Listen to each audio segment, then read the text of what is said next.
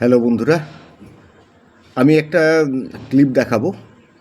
বুঝতে পারছেন, আপনারা বুঝতে পারবেন না। দেখুন, ময়ূক রঞ্জন আর বাংলার একজন সাংবাদিক কি বলেন, তারপরে আমি আমি আবার বলছি, কি সুন্দর সাংবাদিক, কোথায় থেকে এসেছে দেখুন।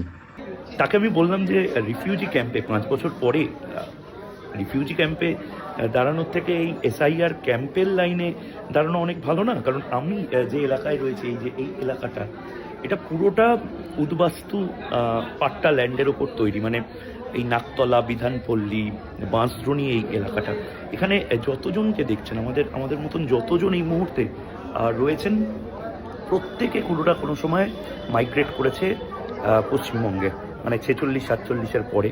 এবং এখানে যারা যারা রয়েছেন, তারা প্রত্যেকেই যে লাইনে দাঁড়িয়ে রয়েছেন, আমি তাদেরকে একটাই কথা বললাম, এর পরের প্রজন্ম যেন আর মাইগ্রেট করে আর রিফিউজি হয়ে না চলে যায়। কারণ যেভাবে রোহিঙ্গা, বাংলাদেশি অনুপ্রবেশকারীরা ঠিক করছে ভোটার লিস্টে, তার জন্য একদিন বা 1 মাসের এই হ্যারাসমেন্টটা বা সমস্যাটা বা লাইনে দাঁড়ানোটা, অনেকে যেটা বলছে, সেটা যথেষ্ট আন্ডারস্ট্যান্ডেবল মুহূর্তে।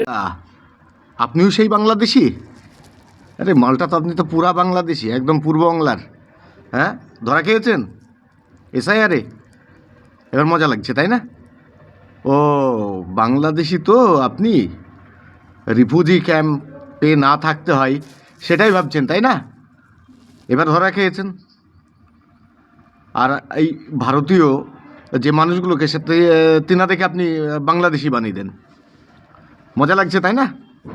ধরা খেয়েছেন, বা বা ময়ূকদা, নাচুন নাচুন, এবার নেচে নেচে প্রচার করুন না, বাংলাদেশি মাল কোথাকার। আর ভারতীয়দেরকে আপনি বাংলাদেশি বলবেন? ময়ূক রঞ্জন, হ্যাঁ, কি সাংবাদিক রে ভাই!